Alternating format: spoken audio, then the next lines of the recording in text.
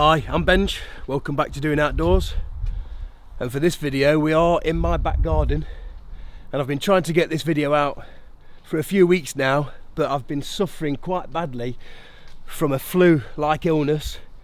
It's had hold of me for the last 4 weeks, but I think I'm finally seeing it off. Still got a bit of snot and a bit of a cough, but it's the 16th of February today, and we really do need to get some onion seeds in the ground. We have got quite a few seeds to put in. I've bought almost double this year to what I sowed last year, and that's because we haven't had enough onions from last season's crop. We've run out already, so I don't want to run out again, so I'm going to plant some extra trays in the hope that I can maintain a year's supply of onions. So the varieties that I've chosen to grow this year are Bedfordshire Champion. That's an onion that I've done really well with in the past. Last year not so well. It might have just been the weather conditions though, but that's a good white onion. For the reds we've got Red Baron. Again, these are onions that I grew last year and they did very well. I just didn't have enough, so we've got 2 packets of those. And I'm actually trying a different type of white onion as well as the Bedfordshire Champion. I've actually got 3 packs of the Bedfordshire Champion seeds, but we've got some Stir On. These are an organic seed. I've grown these from sets before and they did well, so I'm going to try these from seed this year, and we're going to do a mixture of Charles Dowding's method of multi-sown in these individual cells, but I'm also going to sow in a seed tray like I would normally, and when they get to about 4-5 inches tall I'll prick them out individually into their own cells, and we'll just do a side-by-side comparison like I try and do each year. Try different methods against each other, different seeds, just to see which works. So for these I've got 2 packs of seeds. We'll do 1 tray of multi-sown, and then I'll do 1 pack in a tray and then prick those out individually. See which works the best. Obviously there's a lot more time and effort goes into pricking each onion out individually, and it takes up a little more growing space in your growing plot, but if you get better results it's got to be worth it. And just like last year, I'm going to be sowing all my seeds into shop bought compost again. Hopefully next year I will have perfected my own mix from my homemade compost to start my seeds off. But for now we're using Westland Jack's Magic, and I think it's quite a decent potting mix.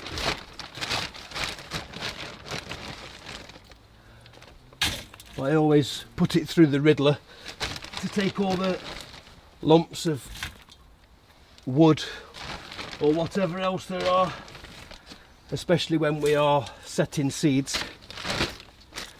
And like I've just said, we are going to be planting a lot of these onion seeds multi-sown into individual cells. Now if you're not familiar with that system, we have these pots or these trays. There's 60 cells, and in each of these cells we'll plant between 5 and 7 onion seeds, and we'll thin those out to 3 strong healthy plants. So you're going to be growing bunches of 3 onions essentially. And I did that last year. The results were a bit mixed. I had good results on the red onions, not so good results on the white, but in fact none of the white onions that I grew last year did very well. So there we have it. We've got 2 modular trays set to take these multi-seeds. We're going to start off with the Bedfordshire Champion. In fact I'm going to do both of these to Bedfordshire Champion, but instead of putting 7 seeds in, which is what I put in last year, I'm going to be trying just 5 seeds per cell, because it almost breaks my heart a little bit when you're thinning out from 7 plants down to just 3. Don't get me wrong, sometimes you don't get full germination on each of the modules, but a lot of the times you do. So count 5 seeds to each cell, or thereabouts. Sometimes you'll have 1 or 2 more than you expect. So we've got these 2 modular trays seeded up now. A sprinkle of compost over the top, through the riddler again, and we'll just smooth that out, firm it up a little bit with my hand, and that's pretty much how I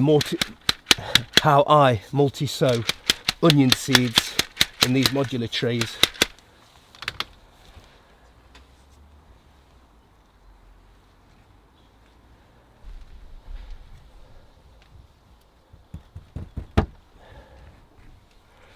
And just so we don't forget what they are, a little label in each tray. Job's a good one. And then we have the other method for sowing seeds. Now this is a method I've used for years and years and years, and that's literally fill, it's like a half-sized tray with compost. Now when they're about overflown with finely riddled compost, I'll just make sure they're full to the brim, but because this compost has just passed through the riddle, it's got lots of air in it now. So I'll scrape it level with the tops of these trays, and then literally just by using one tray inside another, I'll compress that compost down just a bit, not too much. Goes down about 5 or 10 mil, and that gives you the perfect bed or base to sow your seeds upon. I use this method for all seeds that would germinate in these half trays, but just like that. So in this green one we'll put some stir on, and this is where you save a bit of time compared to using the modular cells,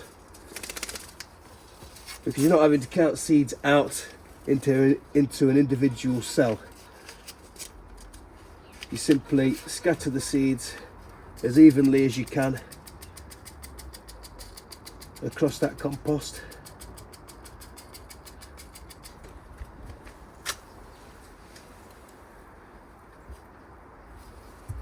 And then with a little bit more of the finer compost on top, you want about 5 mil covering it, covering the seeds, that is.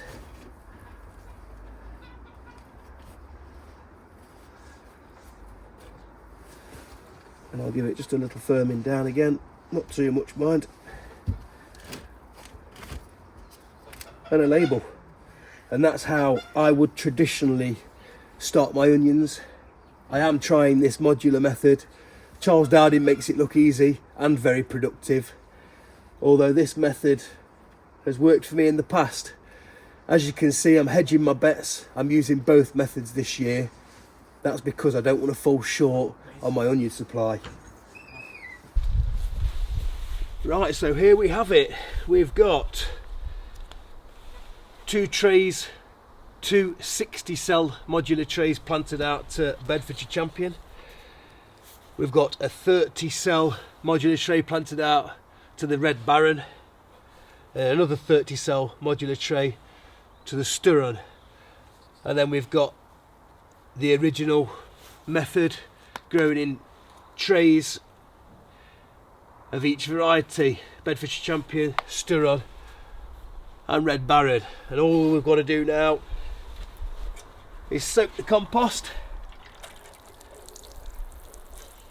and then I'll take these up the land and get these onto the hotbed, where hopefully we get some really good germination rates. Well, I say I'm taking those seeds up to put on the hotbed. Well, I haven't built a dedicated hotbed just yet, but that pile of muck that I moved out of where the cows were and I put that into one of my compost bays, that's up to temperature at the minute, so I'm going to use that as a temporary hotbed. Luckily the kids are off school next week, so Charlie, to earn himself a little bit of extra money, he's going to be building me the hotbed inside one of the greenhouses. Well, we're up the farm and it is the day after yesterday. This is the 17th of February. I've just finished work. I've come up to do my evening chores around the farm, and like I say, Charlie has been up here today and he's been building the hotbed within one of the greenhouses. And here he is, still hard at work. Let's just have a look at what we actually do, or what we're actually doing. And you can see, because it is just a temporary structure, we're using one of these ton bags that you get from any builder's merchant. It's about a metre wide, a metre deep, and just over a metre tall. And Charlie's filling this with wood chip, cow manure, and some pig manure, a bit of hay and a bit of straw. And what I'm hoping for is that, because we are loading this out slightly different to what I put in the compost bay a few weeks back, I'm hoping that this will get up to temperature a little bit more quickly than what that did. And I hope that it holds on to its heat for a little bit longer. We are putting quite a bit of the hay that's on the floor, that's been wasted by the cows. We're getting that in here. Fingers crossed it's going to do a good job. But right now, it's half filled. Before Charlie can get his money out of it, I've told him it's got to be about 4 or 6 inches over the top of the bag, which will take into account what it's going to lose in volume over the time whilst it's breaking down. And we probably will have to top this up as we move forward.